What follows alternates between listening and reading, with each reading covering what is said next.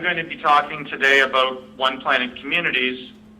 If my slide jockey will advance to slide 2.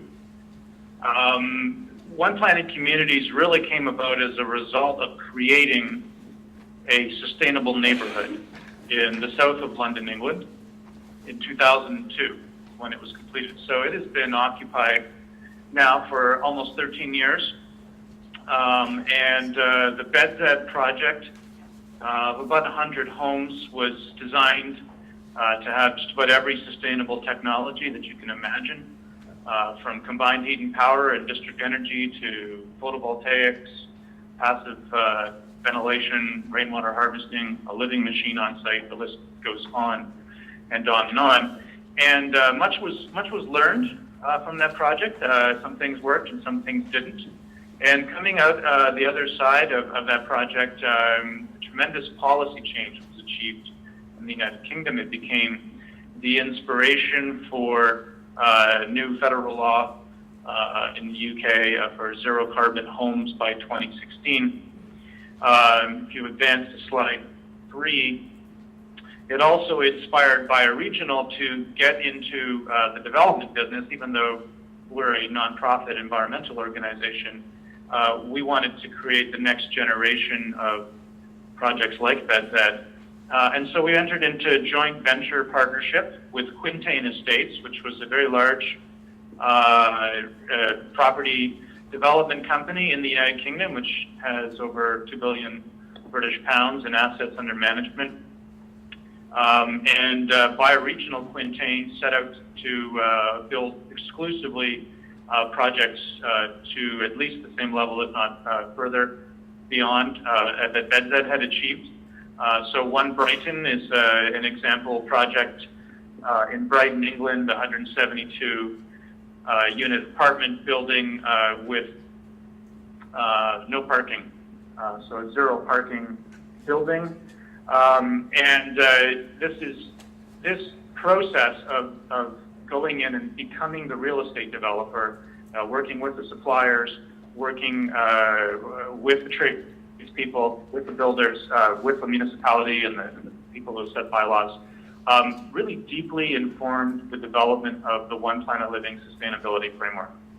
And so unlike other rating systems which have been designed for consultants to implement, this has been designed by a real estate developer for real estate developers. And so the program is primarily a partnership program, where the One Planet Living program and Bioregional enter into partnership with the real estate developer.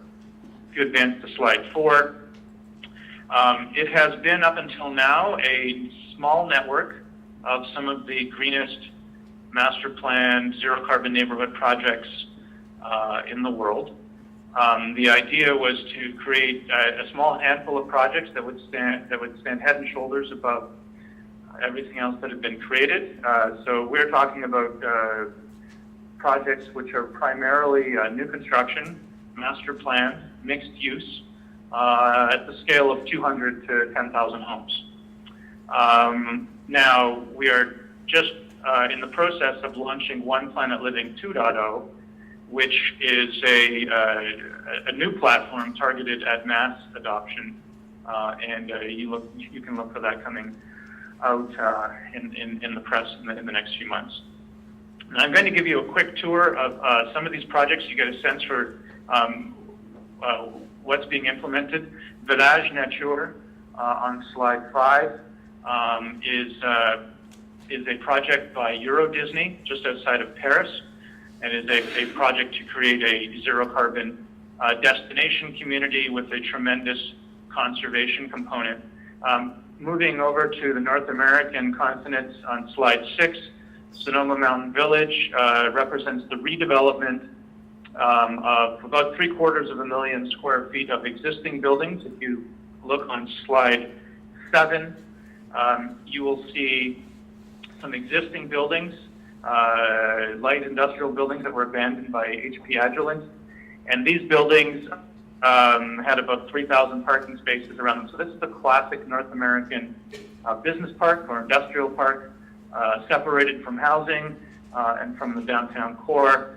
And the vision here, if you advance again, is to transform those buildings, to keep them as job centers, but to add 1,900 units of new construction all around those existing buildings, and then to cover the big lots roofs with about 4 megawatts of photovoltaics, 2 megawatts of which are already installed today, and that project has over 1,000 jobs on site.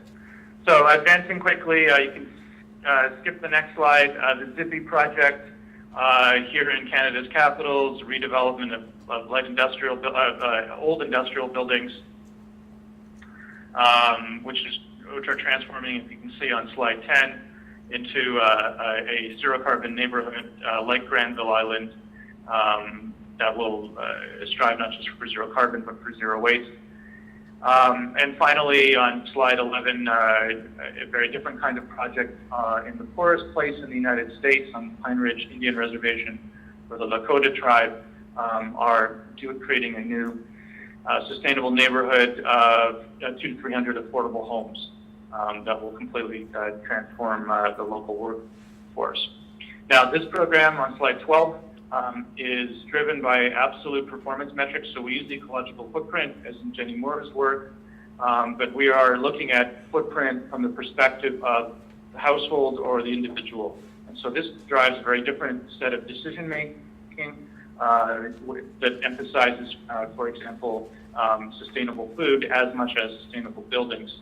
We're targeting, depending on jurisdiction, a 60 to 90% reduction in household ecological footprint. On slide 13, the program is framed by 10 principles. So these, I'll give you some sense of the indicators involved here.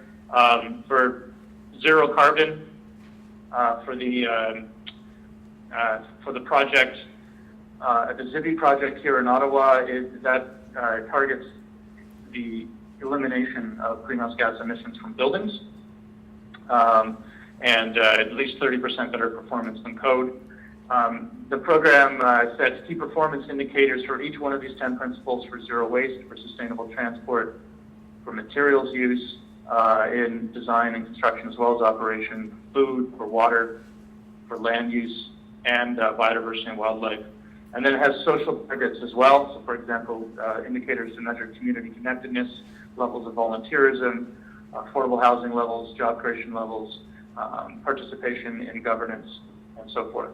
Final minute. If you advance to the next slide here, program is guided by 10-year One Planet action plans. So these codify the key performance indicators 10 years out. And next slide, slide 15. The program is uniquely focused on healthy living and behavior change. So it is not just about the building process, it's not just about design and construction, but at least half of the effort goes into operations and lifestyles. Finally, in terms of benefits, I think the key benefit on slide 16 is that it's a very flexible approach. It's not points-based, it's performance-based, and it's up to the design team to come up with the best solutions to meet a high-level key performance target, like, for example, a reduction in transport emissions down to 1 ton per person. There is also an annual verification of progress against goals.